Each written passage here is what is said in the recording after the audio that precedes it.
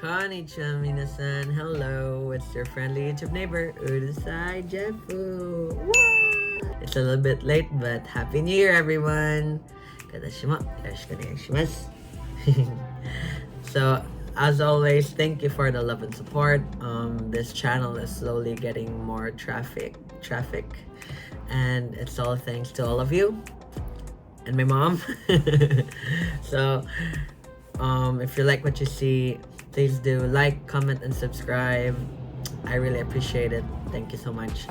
So, moving on, today I'll be talking about that huge debt of a lifetime that you'll be incurring just from making this decision of coming to Japan to study.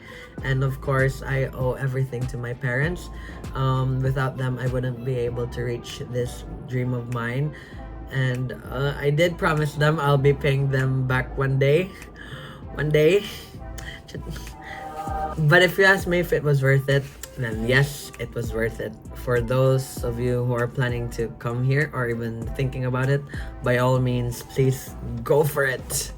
This was probably the best decision I've made in my life, and I don't regret a single thing. So, okay, moving on. So, moving to another country is a very tedious process. You need to do a lot of paperwork. There's a lot of explaining and proving to do. And one of the biggest hurdles a lot of students or other people moving to Japan face is getting this very tiny piece of paper called the Certificate of Eligibility.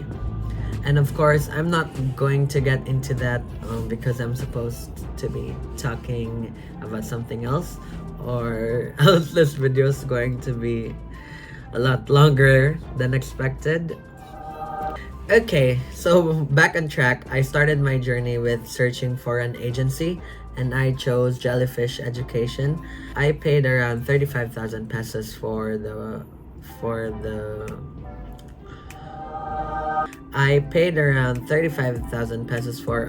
300-hour crash course of basic Japanese, and that's basically enough for you to pass the Japanese language proficiency test, or JLPT, N5 level.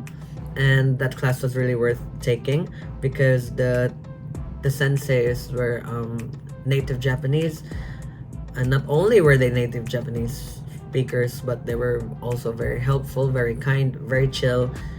Usually after class, we would hang out, have yakiniku, or yeah, it was a great time.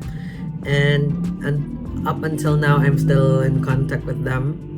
That just shows how much like they're good. They're really good people. Okay. So moving back to the Certificate of Eligibility, I paid around the 25,000 pesos as a processing fee. I think I paid that after I got my COE, and if ever I didn't get my COE, I wouldn't have to pay that amount. So yeah, I guess it's not bad. So you would need to submit a number of documents which will prove that your sponsor is able to provide for you while you live here in Japan. And of course, with the student visa, you are able to work part-time for around 28 hours a week. But in the event that get into a financial crisis, your guarantor should be able to provide for you. And with that said, during when I was applying for my COE back in 2018, I was told that my guarantor should have around 800,000 to 1 million pesos in his or her bank account, and should be earning around 60,000 pesos a month, which will be proven with the income tax return certificate, or the ITR. So, but you're not necessarily going to be spending that amount, but it's kind of like the immigration's benchmark, I guess, for gauging the guarantor's capability to support you. So moving on, now we got our Certificate of Eligibility. Now it's time to pay for the school tuition. I paid around 210,000 pesos for the tuition fee, and that's worth 6 months, along with all the other miscellaneous fees such as textbooks or registration fees, and the others. So This amount is actually an estimate because you will be paying directly to the school, so the amount in pesos might change depending on the exchange rate. And note that this amount is just for 6 months, so after 6 months you would have to pay for the other installment of your tuition fee. So yeah, and next is I paid around 45,000 pesos for rent, and that's for 3 months.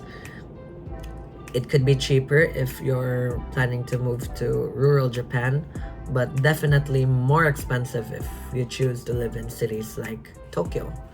Yeah. So next is the visa processing fee. It's around 2,850, and yeah, that sums up everything. So with my math skills, I don't know if it's right, so up until what I've said until now, it's a total of 317,850 pesos. But of course, when I arrived here in Japan, I needed some pocket money, so I brought around an additional 100,000 pesos, and that was budgeted for like 3 months.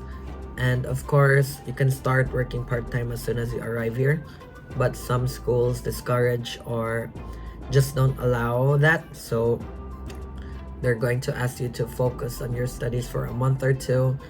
So it's just good to have that pocket money. So there you have it. That's basically how much it took me to get here.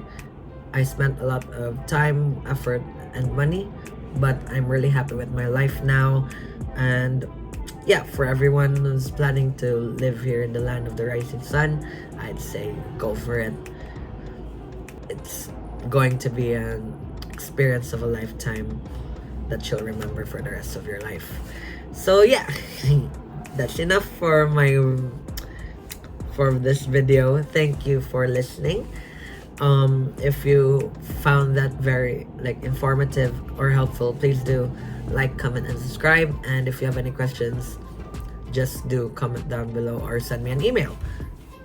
So yeah, thank you so much. See you next time.